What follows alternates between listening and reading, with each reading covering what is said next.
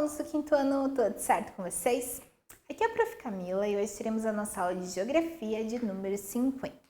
Hoje a gente vai trabalhar sobre um outro evento climático e são os vendavais. Então, os objetivos dessa aula são conceituar vendavais, analisando a ocorrência dos mesmos no Brasil, compreender a escala de Beaufort, analisando-a, conhecer ações para realizar antes e depois de um vendaval, analisar danos causados pelos vendavais, dar o significado de furacão, verificando como tal fenômeno ocorre.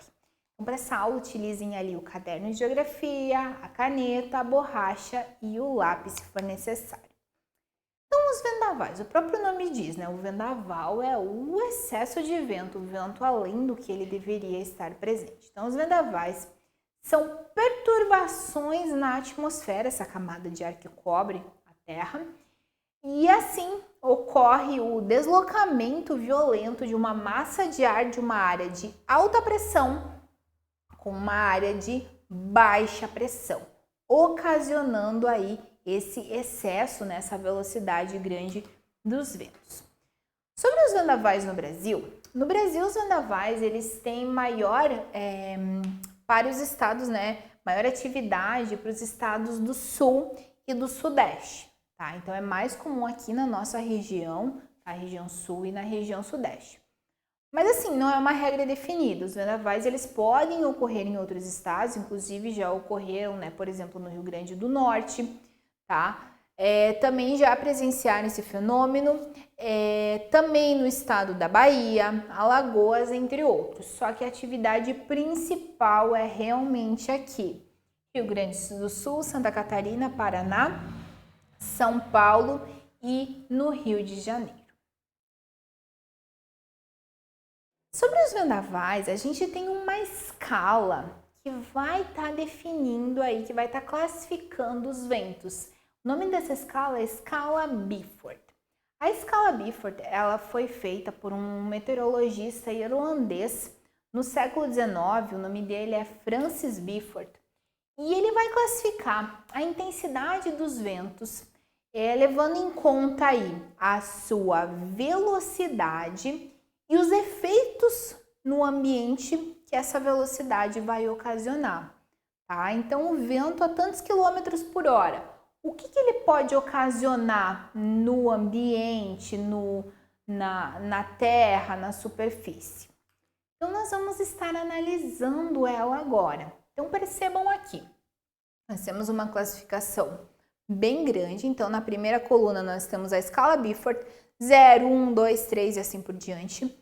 Aí nós temos a categoria, o nome desse vento, né? Calmo, aragem, brisa leve, brisa fraca, enfim. Aí nós temos a velocidade do vento, que é a quilometragem por hora, né? De 1 a 5 km por hora, por exemplo, de 6 a 11 km por hora, e aí por diante. Aí nós temos indicações visuais na superfície da Terra. Com essa velocidade, o que eu noto na superfície da Terra? Então, um exemplo, no 0 aqui nós temos calma. Significa que o vento está a menos de 1 km por hora, extremamente calmo, tranquilo. O que eu consigo visualizar? As folhas das árvores, que é super leve, que se movimenta facilmente, elas não têm movimento. A fumaça, ela vai subir, né? Um local com fumaça vai subir de modo vertical. Agora vamos pensar aqui na 3, brisa fraca, de 12 a 19 km por hora. As bandeiras, né, pensando no local externo, as bandeiras, elas levemente começam a se agitar e folhas e galhos das árvores vão estar em movimento. Agora, no 7, vento forte de 50 a 61 km por hora, bem extremo. Árvores inteiras em movimento, né? Então toda a árvore vai estar em movimento. É muito difícil de caminhar contra o vento, tá?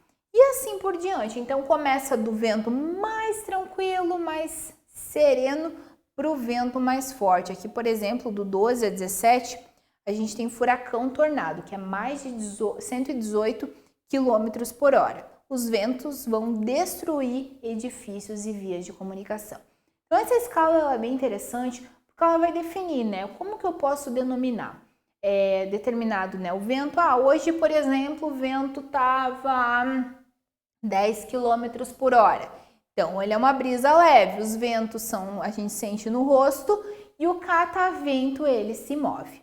Claro que quanto mais intenso for o vento, os outros detalhes, eles vão acontecer, tá? Por exemplo, aqui, árvores inteiras em movimento, acontece aqui. Quando ocorre um furacão, também vai acontecer isso, tá? Mas com mais intensidade. Aqui, pessoal, eu coloquei uma data do clima aqui de São Bento e como que a gente sabe quanto que está essa velocidade do vento? Se a gente pesquisar lá na internet o clima, a gente vai ter vento e a velocidade. Nesse dia, por exemplo, o vento estava a 18 km por hora, né, naquele dado momento. Então, 18 km por hora significa que a brisa estava fraca. Ok, pessoal?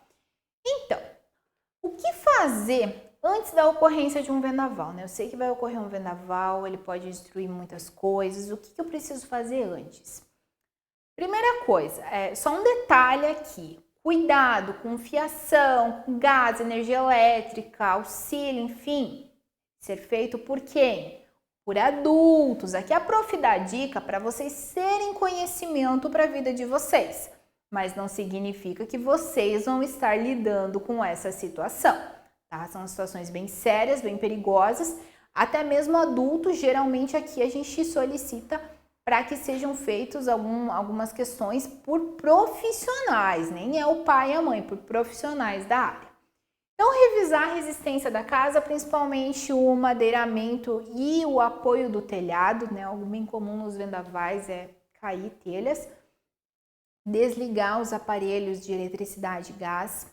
Abaixar para o piso todos os objetos que possam cair. Por quê? Porque se eles caírem, né? Eu tenho um vendaval, meu objeto vai se mover e ele vai cair se eu deixar em cima. Então, de preferência, colocar as coisas para o chão, né? Principalmente coisas que podem acabar quebrando.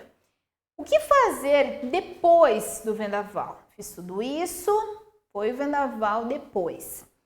Ajudar na limpeza e na recuperação da área onde se encontra, começando pela desobstrução das ruas e das vias. Tá? Então, depois que ocorre um vendaval, as ruas elas vão ter sofrido ali suas consequências ali na estrutura, enfim. Então, dar um auxílio, principalmente às vezes as pessoas que sofreram, né, em suas casas. Evitar o contato com rede elétrica, cabo, né? Não ficar mexendo nessas coisas, pode levar um choque.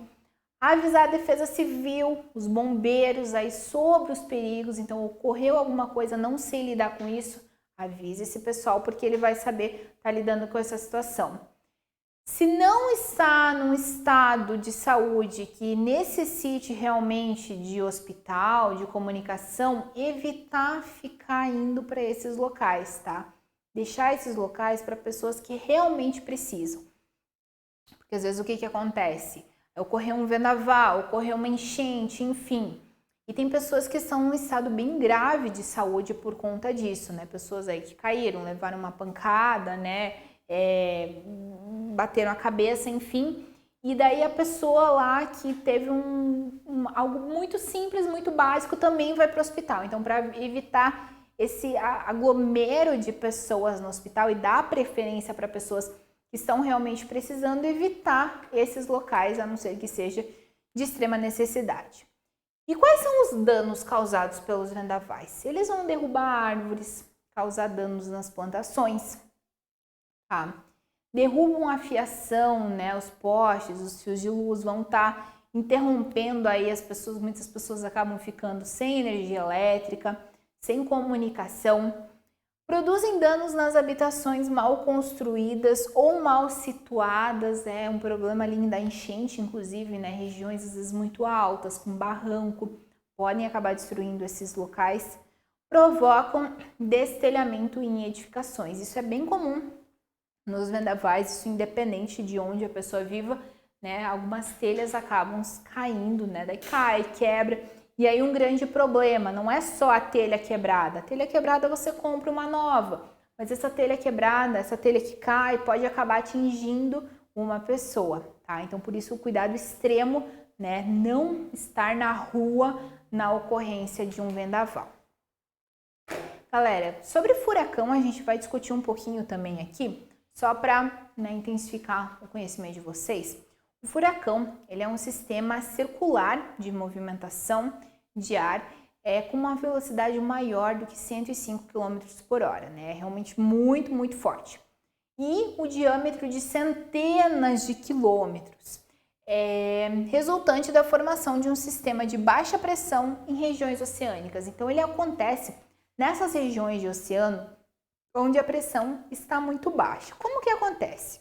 Os furacões, eles vão se formar nessas regiões oceânicas. Eles surgem quando as águas dos oceanos, elas se tornam muito quentes, né? 27 graus Celsius ou mais, e tem um elevado índice de evaporação, elas começam a evaporar. Com a produção de uma grande quantidade de umidade, tá? Então ela vai começar a evaporar, vai gerar essa umidade maior e depois essa umidade maior vai gerar massas de ar que vão formar aí os furacões.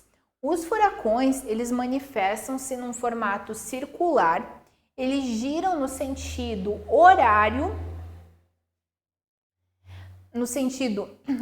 na região sul. O sentido horário é o que? Esse sentido aqui, o sentido do relógio. E na região norte, no sentido anti-horário, o contrário do relógio, tá? Tal fenômeno se deve ao efeito Coriolis, tá? Esse efeito faz com que no hemisfério norte e sul o sentido do furacão seja diferente. Por que isso acontece? Devido a essa movimentação da Terra sobre ela mesma, que é um movimento de rotação. Galerinha, muito bem, vocês terminaram em mais uma lição. Não se esqueçam de agora estar executando as atividades propostas. Até a próxima e bons estudos!